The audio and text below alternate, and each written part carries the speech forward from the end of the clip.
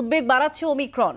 হু হু করে এটি সংক্রমিত হতে পারে এই ক্ষমতা এর আছে, আর সেটা নিয়ে চিন্তা শুরু থেকেই ছিল যবে ওমিক্রনের হদিশ পাওয়া যায় বিশ্বে। আর তার মধ্যে ভারতে যেদিন ওমিক্রন ধরা পড়ল যে একজন আছে, তারপর হু হু করে বাড়তে থাকে। মাত্র কয়েকটা দিনের মধ্যেই ওমিক্রন 100-র ওপরে মানুষকে সংক্রমিত করে ফেলেছে এই দেশে, অন্তত এখনো পর্যন্ত।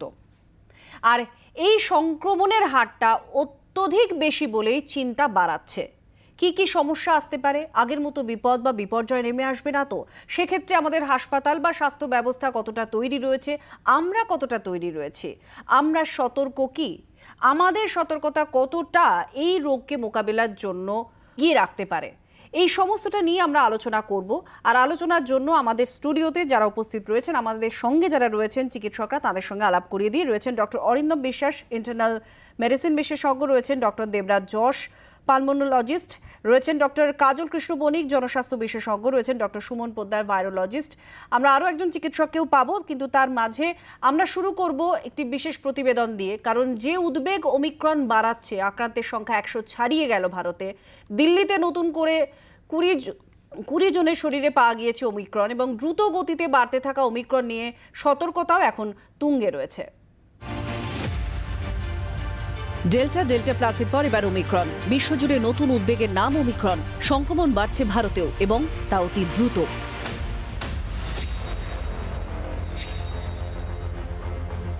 সামান্য উপসর্গ, অনেক সময় উপসর্গহীন।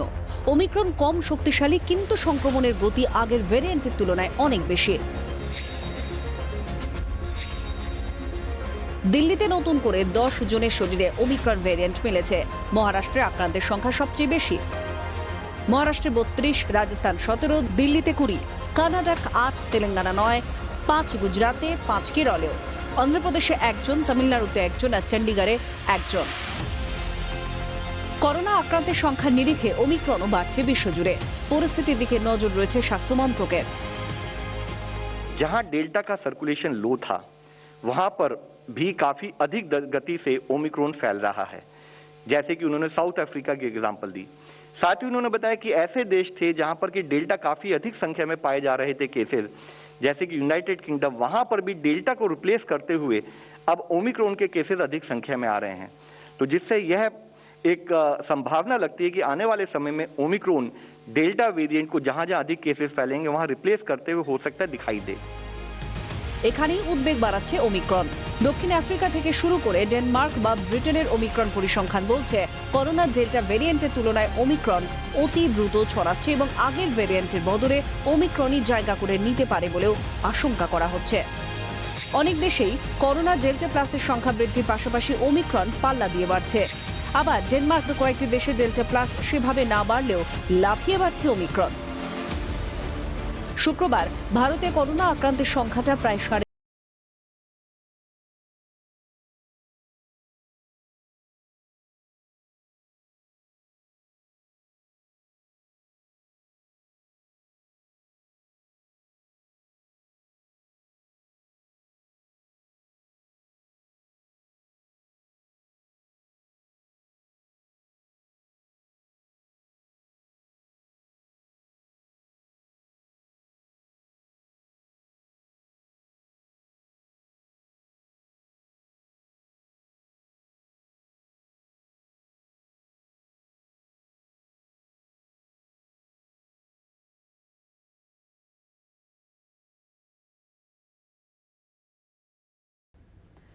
ডক্টর বণিককে দিয়ে শুরু করব। ডক্টর বণিক, ওমিক্রন অত্যন্ত দ্রুত গতিতে ছড়াতে পারে, অন্তত সেটাই বিশেষজ্ঞরা বলছেন, আপনারাও বারবার বলছেন। আর ভারতের মতো দেশে এই ধরনের ভাইরাস বা যে ভেরিয়েন্টটা এখন বলা হচ্ছে, এটা কতটা বিপদ আনতে পারে বা বিপর্যয় ডেকে আনতে পারে কি? কারণ প্রিভিয়াস যে অভিজ্ঞতা, আগের যে অভিজ্ঞতা, সেই অভিজ্ঞতা ভয়াবহ।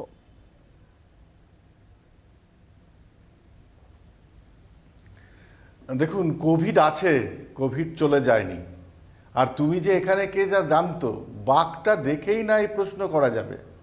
আর দুর্ভাগ্যের বিষয়, আমাদের যে কোভিডগুলি আছে তাতে ওমিক্রন কতখানি অংশ জুড়ে আছে তা বোঝার উপায় ওই জেনোমিক সিকোয়েন্স, যার টেস্টিং ফেসিলিটির সংখ্যা অত্যন্ত সীমিত। তাই যে 7,000 থেকে 8,000 প্রত্যেক দিন কোভিড আক্রান্তের সংবাদ মিলছে, আমরা জানি না তার মধ্যে ওমিক্রন বা ওমাইক্রন আরও বেশি আছে কিনা। বিশ্ব স্বাস্থ্য সংস্থা এবং সিডিসি আটলান্টা তারা তাদের বিভিন্ন গবেষণাপত্রে ইতিমধ্যেই বলে দিয়েছে যে ওমাইক্রন ছড়িয়ে পড়ার ক্ষমতা বেশি থাকলেও এর মারণ ক্ষমতা বা জটিলতা সৃষ্টি করার ক্ষমতা তুলনামূলকভাবে কম। এখনো পর্যন্ত বিশ্বের যে 77টা দেশ থেকে ওমাইক্রন সংক্রমণের খবর মিলেছে তাতে আমরা দেখতে পাচ্ছি যে এখনো পর্যন্ত ব্রিটেনের একটি মাত্র কেস ছাড়া আর মৃত্যুর ঘটনা ঘটেনি। স্বাভাবিক কারণেই ওমিক্রন বাড়ছে এটা ঘটনা, কিন্তু পাশাপাশি মনে রাখতে হবে আমাদের ডেল্টা বা ডেল্টা প্লাস যেটা আরও ভয়ঙ্কর হবে বলা হচ্ছিল তা কিন্তু হচ্ছে না। স্বাভাবিক কারণেই আমাদের কিন্তু মনে রাখতে হবে যে এই মুহূর্তে আমাদের দেশের সমস্যাটা সামগ্রিকভাবে কোভিড এবং কোভিডকে নিয়ন্ত্রণ করা, তাকে মোকাবিলা করার যে অস্ত্রগুলি আমাদের আছে তার মধ্যে সবচেয়ে গুরুত্বপূর্ণ হচ্ছে ভ্যাকসিনেশন, 2টো ডোজ, যা আমরা এই মুহূর্তে মাত্র 39% মতো করতে পেরেছি। আমাদের বাড়াতেই হবে, নইলে কিন্তু বিপদ আমাদের দেশও আসতে ঠিক পারে। এখানে আপনাকে থামাবো ডক্টর পোদ্দার, এই জায়গায় আসবো যেখানে ডক্টর বণিকও বলছেন যে আমাদের কাছে এখনো পর্যন্ত করোনার যে টেস্ট রয়েছে আরটিপিসিআর বা র্যাপিড টেস্ট, সেক্ষেত্রে জিনোম সিকোয়েন্সিং ছাড়া এটার হদিশ পাওয়া মুশকিল হয়ে যাচ্ছে অন্তত এখনো পর্যন্ত। এই টেস্টিংটাকে আপনি কতটা ইম্পর্টেন্স দিচ্ছেন, অন্তত যেটা অত্যন্ত দ্রুত গতিতে, হয়তো টেস্ট রিপোর্ট আসতে না আসতে হয়তো আরো অনেকে সংক্রমিত হয়ে যেতে পারেন, তো এই চিন্তাটা মাথায় রেখে আর কোনো উপায় আছে টেস্টিং এর? না, ব্যাপারটা জিনোমিক সিকোয়েন্সিং এটা ফর্চুনলি টেস্ট নয় যে চাইলাম আর করে ফেললাম, ব্যাপারটা নয়। এটার অনেক স্পেসিফিকেশন দরকার হয়, এটা প্রচন্ড সফিস্টিকেটেড টেস্ট। পিসিআর আমরা জানি খুব সফিস্টিকেটেড, এটা জিনোমিক সিকোয়েন্স তার থেকেও বহুগুণে সফিস্টিকেশন লাগে। এটা কিন্তু যেখানে সেখানে হঠাৎ করে আমি একটা জিনোম সিকোয়েন্সিং এর ব্যাপার আমি বসিয়ে ফেলবো, সেটা কিন্তু করাটা সম্ভব নয়। তাহলেও আমাদের টেস্টের মাত্রাটা যদি একটু আমরা বাড়াই, অ্যাটলিস্ট যদি আমরা স্যাম্পলিং করি, তার নির্দিষ্ট কিছু পদ্ধতি আছে, তাহলে অন্তত একটু ধারণা পেতে পারবো যে দৈনিক যে 8,000 বা 7,000 করে যে টেস্টগুলো হচ্ছে সেগুলোর কতটা পোর্শন ওমিক্রন আর কতটা ডেল্টা, তো সেটা থেকে আমরা কিছুটা স্যাম্পলিং করে বুঝতে পারি। এইটাই একমাত্র পদ্ধতি যেখানে ওমিক্রনের পোর্শনটা আমরা বুঝতে পারবো। কিন্তু অন্যদিকে যেটা ডক্টর বণিক বলছেন বা আমরা ডাক্তাররা বলছি বা সিডিসি আটলান্টা বলে দিল, সেটা কিন্তু অলরেডি আমরা জানি। ওমিক্রন নিয়ে এত মাথা ব্যথা এখনই আমরা করবো না, এটা হু করে ছড়াবে, হয়তো বা ওমিক্রনই কোভিড এর ডেথ সার্টিফিকেট লিখে দেবে। আমি ডক্টর বিশ্বাসের কাছে আসবো। ডক্টর বিশ্বাস, ওমিক্রন না হলো না, এটা তো জিনোম সিকোয়েন্সের মাধ্যমে আমাদের জানতে হবে, অনেকটা সময় সাপেক্ষ। কোভিড পজিটিভ হলো কেউ, সেই কোভিড পজিটিভ ব্যক্তিকে তাহলে আলাদাভাবে কোনো নিয়মের মধ্যে রাখতে হবে বা কোনো প্রোটোকল একই রকম হবে নাকি না আলাদা কোনো প্রোটোকল থাকবে? কারণ ওমিক্রনের রেজাল্ট পরে আসবে, অনেকটা পরে জানতে পারবে, হয়তো কোভিড নেগেটিভ হয়ে যাবে ততদিনে। এই জায়গাটায় কি সুবিধে আর অসুবিধে কি? দেখুন, একটা হচ্ছে যথাপূর্বং তথাপরং, যা আমরা আগে নিয়মগুলো মেনে চলেছি তাকে আলাদা করে দাও, 17 দিন সে যেন আলাদা থাকে। আর তার সাথে যদি জটিলতা দেখা যায় তাকে ভর্তি করে যা ওষুধ, একটাই হচ্ছে যে ওষুধগুলোর কথা দেখা গেছে কোভিড ডেল্টার সময় কাজ করেছে বা ডেল্টা প্লাসের সময় কাজ করেছে, সেই ওষুধই কিন্তু এখানেও কাজ করতে পারে। তার মধ্যে আরেকটা অ্যাডিশন হবে, সেটা হচ্ছে ফ্লুভক্সামিনটা ব্যবহার করছে। সেই ফ্লুভক্সামিন 30% হসপিটালাইজেশন কমিয়ে দেওয়ার ক্ষমতা রাখে। আর নতুন আরেকটা ওষুধ যেটা এখনও আমরা ভারতবর্ষে হাতে পাইনি, চলছে ট্রায়াল, সেটা হচ্ছে মলনুপিরাভির। তো এই যা আমরা বিধিগুলো মেনে চলেছি, যেভাবে চিকিৎসা করেছি, ওমিক্রনের ক্ষেত্রে একই রকম চিকিৎসা করব। ডক্টর যশ, আপনার কাছে আসি। যেহেতু ফুসফুস বিধ্বস্ত হয়েছে ওমিক্রনের ক্ষেত্রে, এই জায়গাটায় উদ্বেগ থাকছে ডক্টর যশ যে অক্সিজেনের আকাল আবার পড়বে না তো, আবার এমন হবে না তো? কারণ এটা অত্যন্ত দ্রুত গতিতে ছড়াচ্ছে বা ছড়াতে পারে আপনারা বলছেন। অনেক সময় বলা হচ্ছে টিকাকে, যে টিকা আমরা পেয়েছি সেটাকেও নাকি এটা কাজ না করতে দিতে নাও পারে, অর্থাৎ এটা টিকাকেও ভেদ করতে পারে। এই জায়গায় দাঁড়িয়ে অক্সিজেনের চাহিদা এখনো পর্যন্ত যা রিপোর্ট আপনারা কেস স্টাডি করেছেন, কিরকম হচ্ছে, কি পাওয়া যাচ্ছে?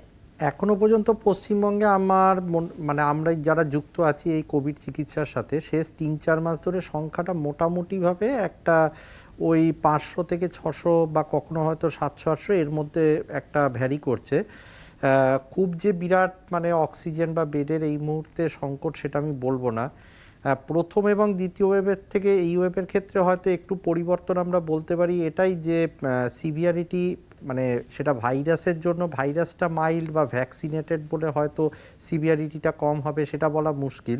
আর একটা হচ্ছে আমাদের তো প্রথম এবং দ্বিতীয় ওয়েভের সময় একদমই আমরা প্রস্তুত ছিলাম না, তো অনেক ছোটোখাটো হাসপাতাল, অনেক ছোটোখাটো নার্সিংহোম সবারই একটা মোটামুটিভাবে খুব বিরাট কিছু না হলেও অন্ততভাবে অক্সিজেন, ভেন্টিলেটার, অনেক ছোটোখাটো জায়গাতেও আজকে দিনে আপনারা দেখবেন ভেন্টিলেটার রয়েছে, অক্সিজেনের মানে যে সমস্ত সিস্টেম, কাকে কি অক্সিজেন দিতে হবে, আমাদের যে face mask, non rebreathing mask, high flow nasal oxygen, BiPAP, এই সমস্ত জিনিসগুলো অনেক ছোটোখাটো জায়গাও এখন অনেক মানে আগে যে 2020 সালের আগে যে পরিকাঠামো ছিল তার থেকে অনেকাংশে এগিয়ে আছে।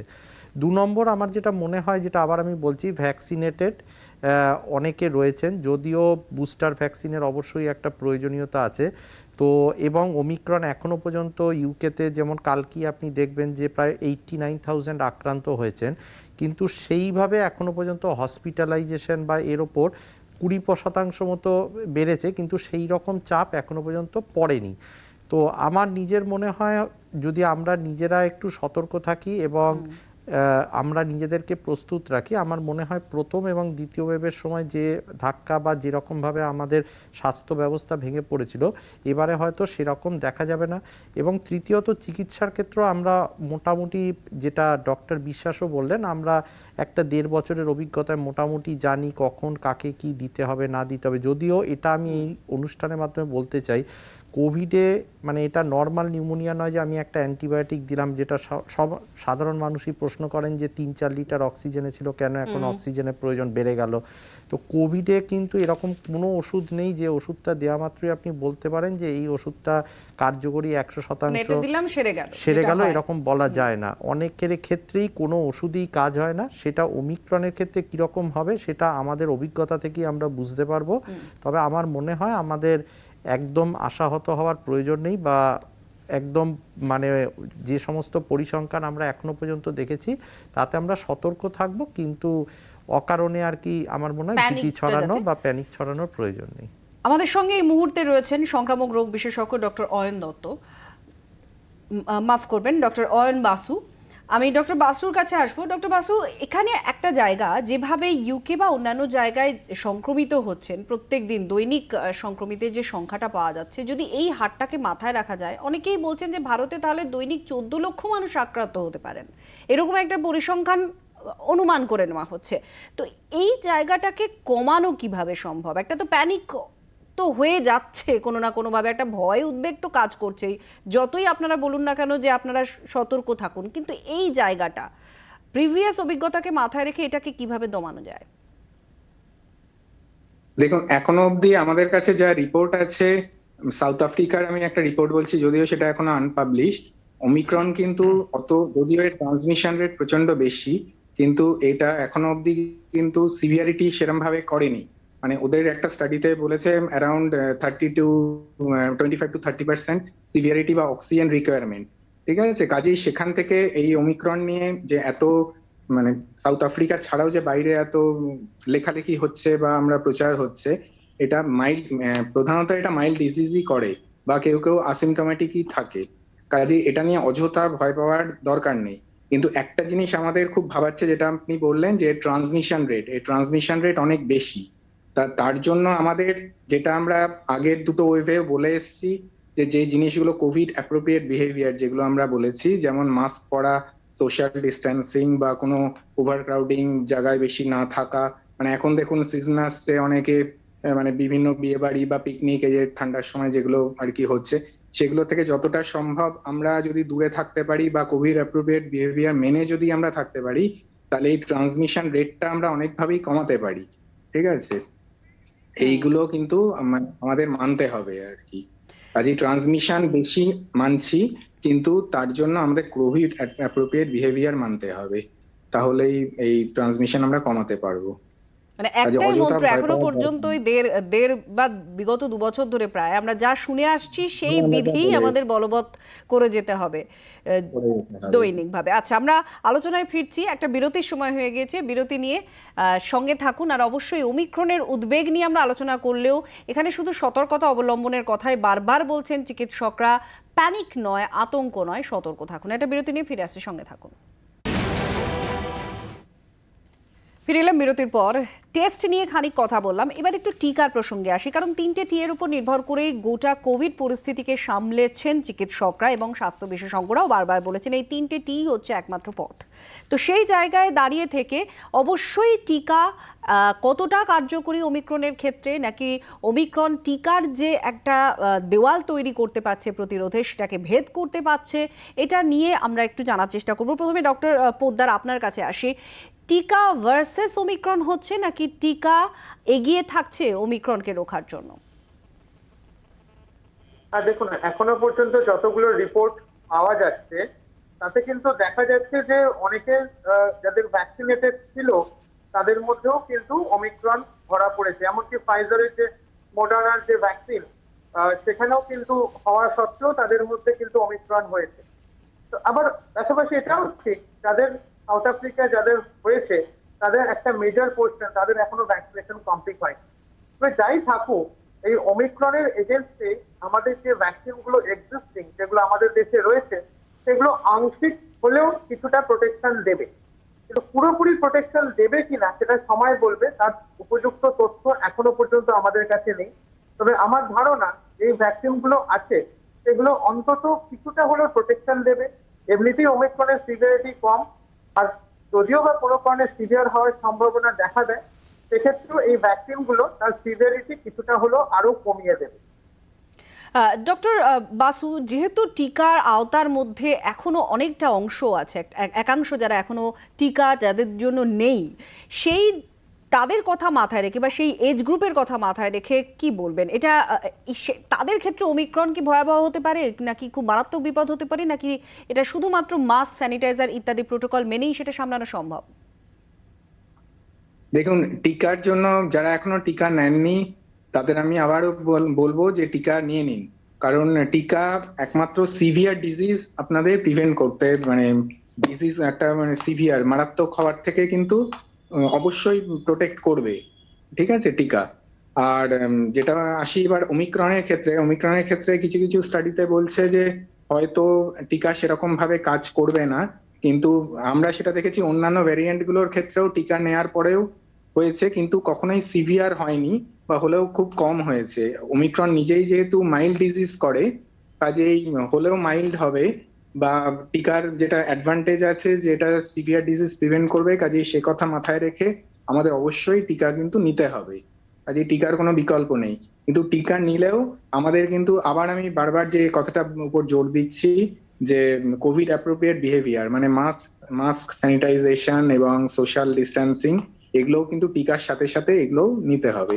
কারণ টিকা আমাদের ক্ষেত্রে 80%, মোটামুটি 78 to 82% প্রোটেকশন দেয়। টিকা নিতে হবে, আবার মাস্ক স্যানিটাইজেশনও করতে হবে। ডক্টর বণিক, এখানে আপনার কাছে এই একই প্রশ্ন করব, কারণ 100% অ্যাডাল্টদের এখনো পর্যন্ত টিকা দেওয়া সম্ভব হয়নি বা অনেকে টিকা নেননি। সেই জায়গায় দাঁড়িয়ে থেকে এবং যে এজ গ্রুপটা এখনো পর্যন্ত টিকার আওতার মধ্যে পড়ছে না, তাদের ক্ষেত্রে ওমিক্রন কি ভয়াবহ, নাকি এটা মাইল্ড হিসেবেই থেকে যাবে যেটা আপনারা বলছেন, যেমন বলছেন? কি করণীয় তাহলে?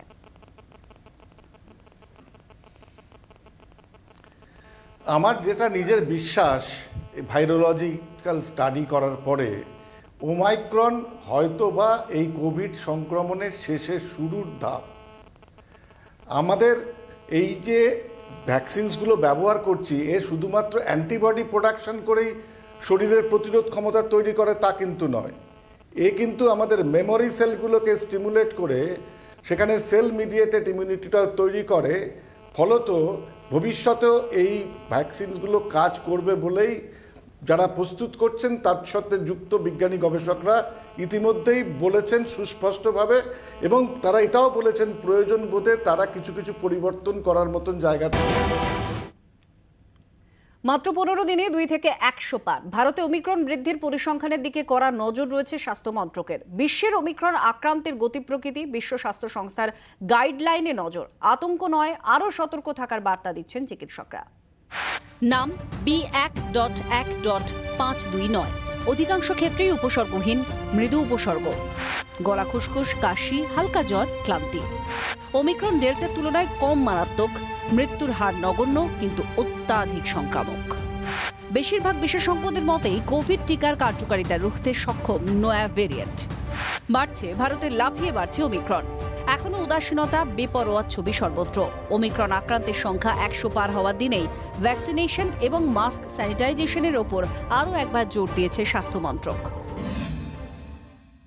ये पूरी कोशिश करें कि हर अनवैक्सीनेटेड आदमी वैक्सीनेशन ले और साथ में हम मास फिजिकल डिस्टेंसिंग, वेंटिलेशन और हैंड हाइजीन पर काम करें। जैसे कि हम आपके सामने फिर से सबमिट करना चाहेंगे, DGWHO ने अपने प्रेस के इस ब्रीफिंग में यही कहा कि instead of mask, vaccine mask का सब्स्टिट्यूट नहीं है, मानी कि मास्क का भी इस्तेमाल करना है। মাস্ক মাস্ট, সঙ্গে স্যানিটাইজেশন, আপাতত এটাই সবচেয়ে গুরুত্বপূর্ণ। মৃত্যুর হার কম, কিন্তু তাই বলে এই নিয়ে সামান্য উদাসীনতা সমস্যা বাড়িয়ে দিতে পারে, সাবধান করেছে বিশ্ব স্বাস্থ্য সংস্থা। ব্রিটেনে এক ওমিক্রন আক্রান্তের মৃত্যু ছাড়া আর মৃত্যুর খবর মেলেনি। তবে কোভিড আক্রান্তের শারীরিক অবস্থা দুর্বল হলেই বাড়তে পারে সংকটজনক অবস্থা, বলছেন বিশেষজ্ঞরা। অর্থাৎ কোভিড অনেকটা কমেছে, এই ভাবনাকে কফিনে পড়ে দক্ষিণ আফ্রিকার মতো দেশের পরিসংখ্যান ভাবাচ্ছে দেশের স্বাস্থ্য বিশেষজ্ঞদেরও। দক্ষিণ আফ্রিকায় যতজন কোভিড সংক্রমিত হয়েছেন তাদের মধ্যে 90% দেহেই ওমিক্রন মিলেছে। বিশ্বে শুক্রবার পর্যন্ত প্রায় 27,000-এর বেশি ওমিক্রনে আক্রান্ত হয়েছেন। এখনো পর্যন্ত বিশ্বের 91টি দেশে ছড়িয়ে পড়েছে করোনার এই ভ্যারিয়েন্ট। কাজেই সতর্ক থাকতেই হবে, আতঙ্কিত না হয়েই।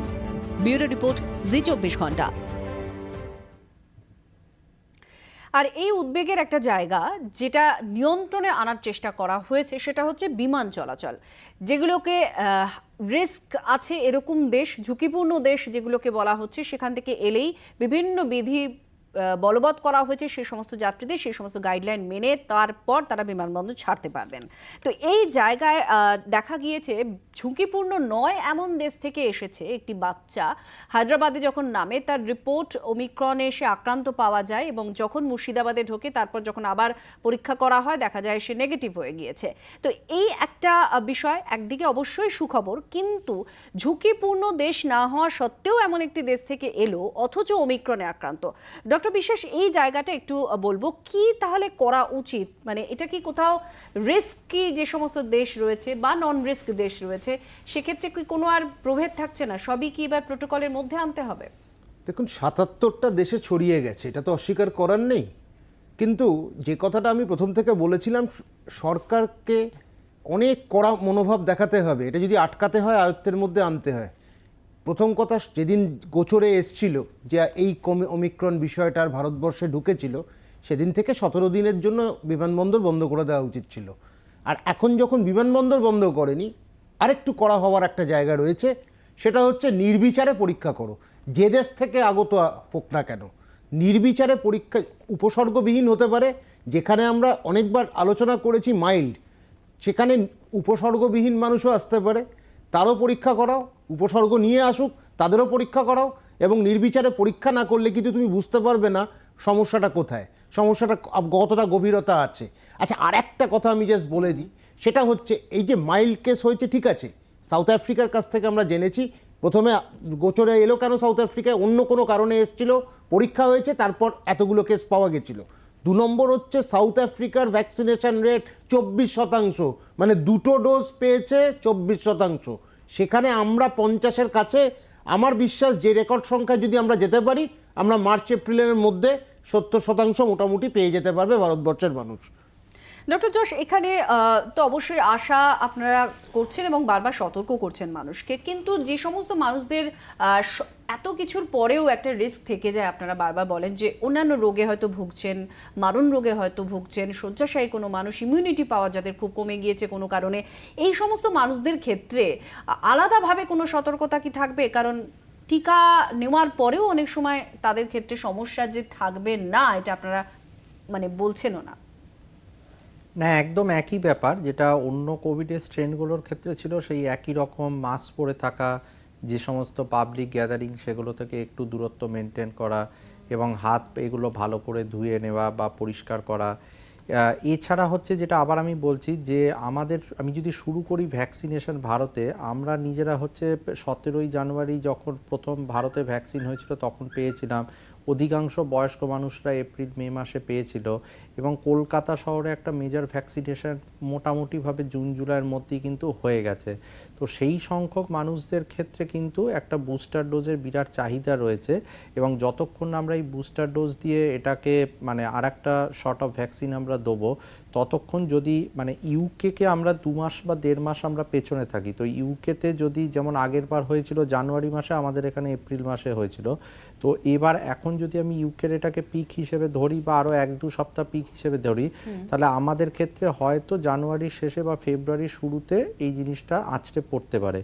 তো সেই কারণে আমার মনে হয় যে বিশেষত আমি বলবো স্বাস্থ্যকর্মী যারা, তাদেরকে ভ্যাকসিনেট করাটা অত্যন্ত প্রয়োজনীয়। আপনি বুস্টার ডোজের কথা হ্যাঁ, বলছেন, এবং এটা ভাবা স্বাস্থ্যকর্মীদের ক্ষেত্রে আমি আরো বেশি করে গুরুত্ব দিচ্ছি, কারণ দেখবেন এই যেটা লাস্ট 1-2 দিনও পেপারে যে ইউকেতে কিন্তু যেটা হসপিটালাইজেশন রেট অতটা না বাড়লেও মানে অনেক হসপিটাল স্টাফ আক্রান্ত হয়ে যাওয়ার জন্য ডাক্তার বা সিস্টার বা পাবলিক হেলথ ওয়ার্কার যারা রয়েছেন তাদের সংখ্যাটা কমে যাচ্ছে, যেটা আমাদের ক্ষেত্রে প্রথম মানে যে ওয়েবটা এসেছিল তখন দেখা গেছিল যে প্রত্যেক হাসপাতালে যেখানে কোভিড রোগী আসছে সেখানে অনেক সিস্টার, অনেক হাউস স্টাফ, হাউসকিপার, অনেক ডাক্তার, ধরুন এখন বুস্টার ডোজ নেই বা এখনো তো স্বাস্থ্যমন্ত্রক কিছু এখানে গ্রিন সিগন্যাল দেয়নি, সেই জায়গায় কি করণীয়? ধরুন আপনারা কি সাজেস্ট করবেন? কোনো ইনফ্লুয়েঞ্জার কোনো টিকা বা এমন কিছু আছে যেটা নেওয়া সম্ভব? ইনফ্লুয়েঞ্জার সাথে কোভিডের সম্পর্কটা আলাদা। যেটা কি হয় যে ইনফ্লুয়েঞ্জা যে কোনো মানুষ 2 বছর বয়সের ওপর, তার ক্ষেত্রে ইনফ্লুয়েঞ্জা ভ্যাকসিন দেওয়া হয় সাধারণভাবে সেপ্টেম্বর, অক্টোবর, নভেম্বর মাসে, যাতে ইনফ্লুয়েঞ্জা এবং প্রত্যেক বছর সেটা পরিবর্তন হয়।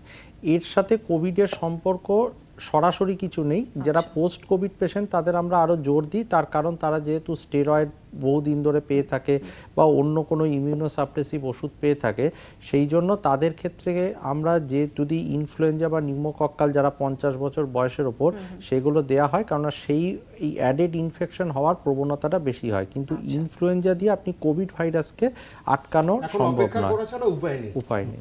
আমি ডক্টর বণিকের কাছে যাব। ডক্টর বণিক, আপনিও বলছিলেন, আর সেই আপনার সেই বক্তব্যটা একটু শুনবো, তার সঙ্গে সঙ্গে যেটা জানতে চাইবো যে বুস্টার ডোজের চিন্তা ভাবনার কথা চিকিৎসকদের মধ্যেই একাংশ তুলছেন, তারা বলছেন যে এটার প্রয়োজনীয়তা রয়েছে।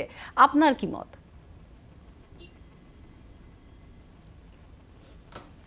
আমি প্রথম যে কথাটা বলতে চাই সেটা হচ্ছে ভ্যাকসিন নিয়ে একটা বৈষম্য, একটা অসাম্য সারা পৃথিবীতে আছে।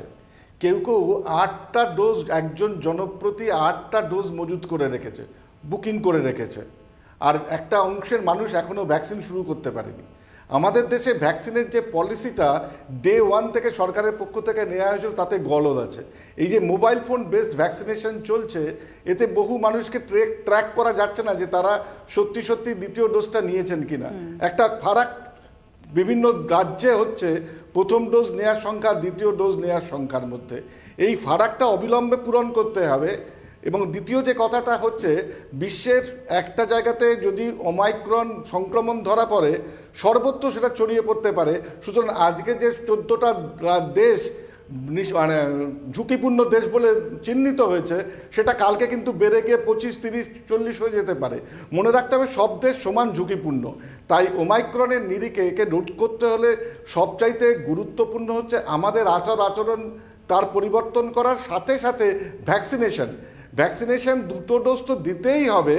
প্রশ্ন এসছে এখন তৃতীয় ডোজ বা বুস্টার ডোজ। আজকে ইউরোপের প্রায় সমস্ত দেশ বুস্টার ডোজ বা তৃতীয় ডোজ দিচ্ছে, অনেক ক্ষেত্রে অন্য ভ্যাকসিন দিয়ে দিচ্ছে। আমাদের চিকিৎসক সংগঠনের পক্ষ থেকে আমরা বারংবার দাবিটা করেছি, সুনির্দিষ্ট প্রস্তাব দিয়েছি, অ্যান্টিবডি টাইটার লেভেল দেখে বেসড অন দ্যাট ডেটা সরকারের কাছে রেকমেন্ডেশন চিকিৎসক সংগঠনের পক্ষ থেকে দেয়া হয়েছে। কিন্তু মুশকিলটা হচ্ছে যারা এই নীতি নির্ধারণ করছেন তাদের কাছে এই ভ্যাকসিনেশনটা যতটা না বিজ্ঞান, তার চাইতে অনেক বেশি বোধহয় কৌশল এবং খানিকটা হলো রাজনীতি। সবটা মিলিয়ে আমরা দেখি একটা সময় যখন ভ্যাকসিনে নেয়ার জন্য মানুষের ঢল নামতো ভ্যাকসিনেশন ক্যাম্পগুলোতে, আজকে সেই ক্যাম্পগুলো খালি, মানুষজন ভ্যাকসিন নিতে আসছেন না। অথচ আমরা লক্ষ্য করছি সরকার বা প্রশাসনের পক্ষ থেকে বাড়তি কোনো উদ্যোগ লক্ষ্য করা যাচ্ছে না যে মানুষগুলো সেকেন্ড ডোজ মিস করে গেছেন তাদেরকে বুঝিয়ে নিয়ে আসা। আমাদের বক্তব্য হচ্ছে so far science is concerned, so far virology is concerned, বিলম্বিত দ্বিতীয় ডোজ সে কোভ্যাক্সিনই হোক আর কোভিশিল্ডই হোক, ফরগেট অ্যাবাউট স্পুটনিক ভি বা অন্য ভ্যাকসিন, সব কিন্তু সমান কার্যকরী থাকে। বারংবার নেগেটিভ ক্যাম্পেইন করতে করতে এই টিকা কার্যকরী হবে না, এই টিকা কার্যকরী হবে কিনা সংশয় আছে, অমুক জার্নালে এইটুকু লেখা হয়েছে, এই প্রচারের ফলে কিন্তু একটা অংশের মানুষের মধ্যে অল্প হলেও একটা নেগেটিভ ধারণা তৈরি হচ্ছে। আমি 24 ঘন্টা চ্যানেলের মাধ্যমে সকল ভারতবাসীকে এই অনুরোধ করতে চাই যদি কয়েকটা দিন বিলম্বিত হয়েও থাকে আপনারা দয়া করে দ্বিতীয় ভ্যাকসিনের ডোজটা নেবেন।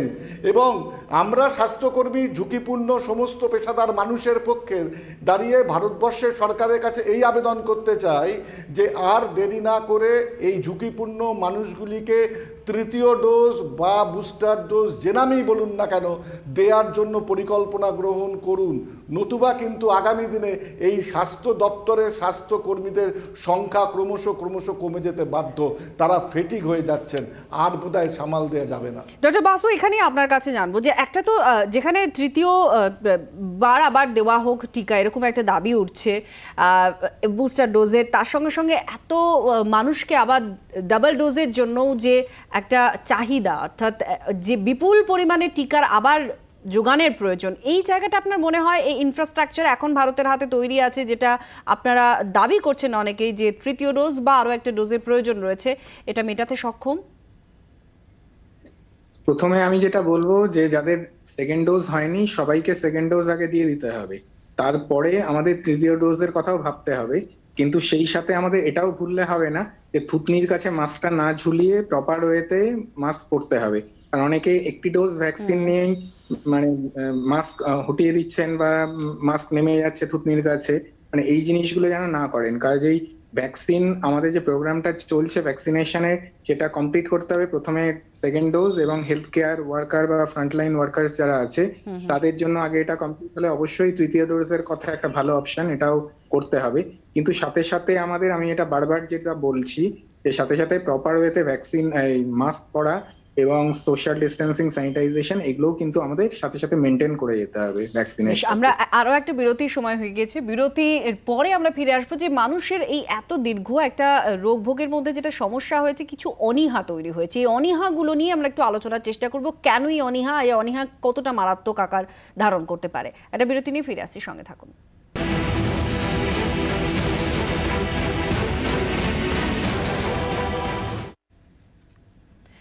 এবার শেষ অংশে চলে এসেছি আমরা আলোচনার। একেবারে যে জায়গাটা বারবার চিকিৎসকরা বা স্বাস্থ্য বিশেষজ্ঞরা বলেছেন সেটা হচ্ছে একটা অনীহা।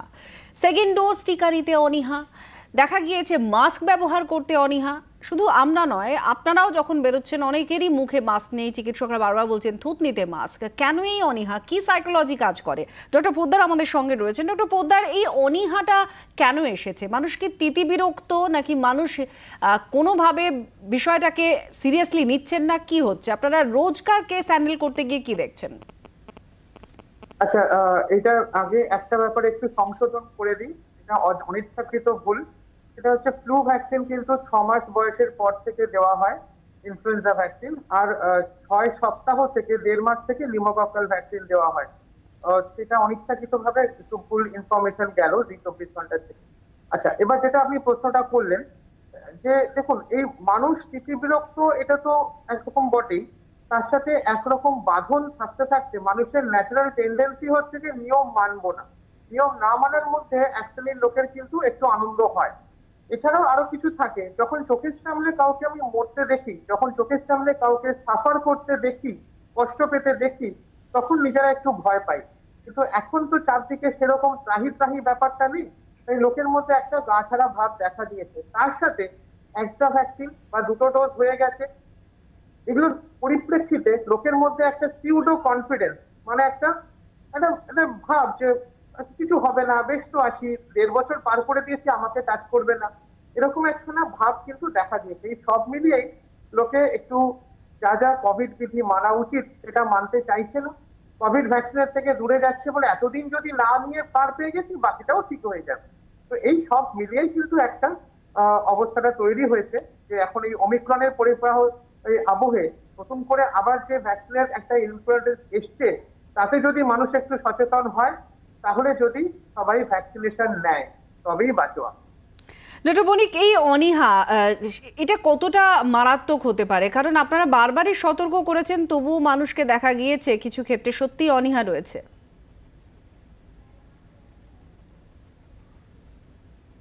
দেখুন, সবচাইতে গুরুত্বপূর্ণ বিষয় হচ্ছে নিজেকে পরিবর্তন করা। দীর্ঘদিনের লালায়িত অভ্যেসকে পরিবর্তন করা খুব কষ্টকর।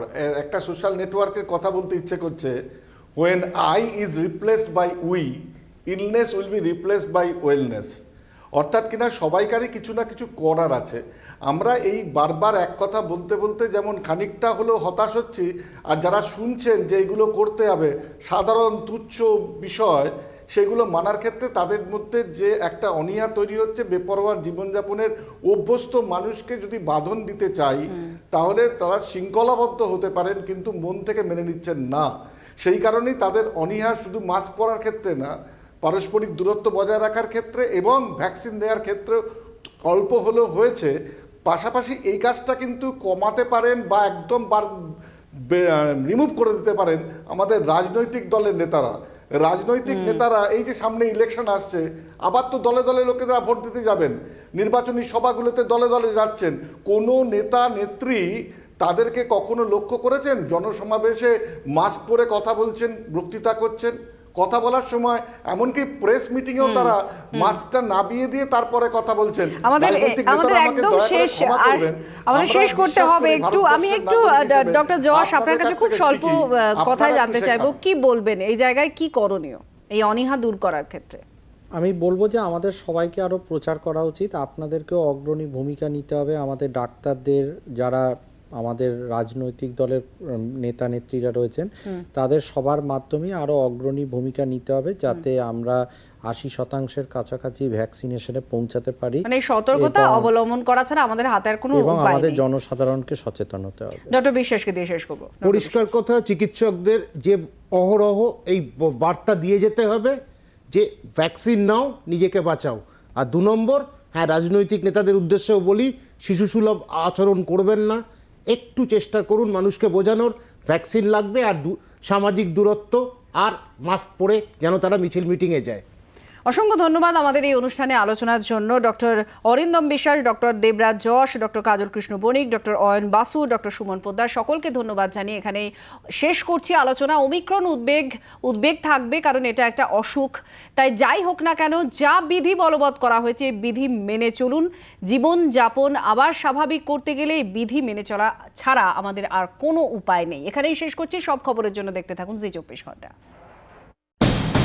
এখন নিউজ দেখুন আপনার সময় মতো, আপনার হাতের মুঠোয়, রাজ্য, দেশ, দুনিয়া। ডাউনলোড করুন জি 24 ঘন্টা অ্যাপ। এক ক্লিকেই পান সব আপডেট।